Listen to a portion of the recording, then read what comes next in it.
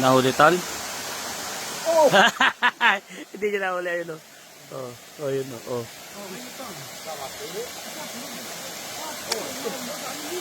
Kaya kung huliin niya ng pasisid.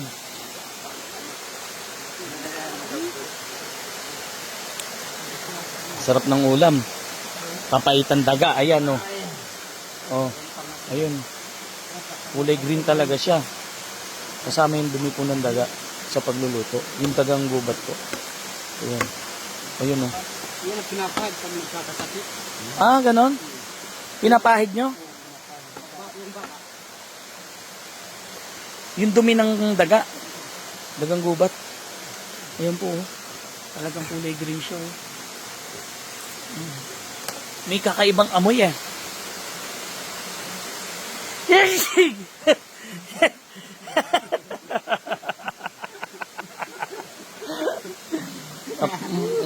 Malamig pa yung tubig ko. Yan. Sorry tol, hindi ko talaga kayang kainin eh. Ano ko eh. Yung amoy, yung lasa okay naman eh. Pero yung amoy eh.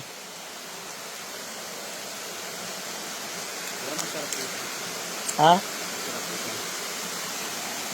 Dalang ka o nasa gilid. Huliin natin. Huliin ko lang talangka. Ay, ito. Ito oh. Talangka to oh. Ayun pa oh. Kaya rin pala ng karailan talangka no? Ayun, umakyat siya. Ayun niya na sa tubig. Oh, bakit tayo muna sa tubig? Oh.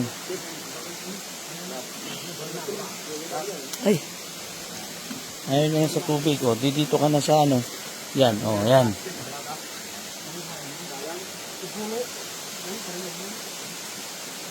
Oo, uwiin nyo. Sayang. Yung ano, isda. Yung ano, sayang. Yung hito. Native. Hindi nyo nagalaw yung hitong native, oh. Mas gusto nila yung ubos yung papaitan daga. Grabe. Pag papaitan daga pala, ubos sa inyo, ah. Gusto pala nila papaitan daga. Oh, ubos.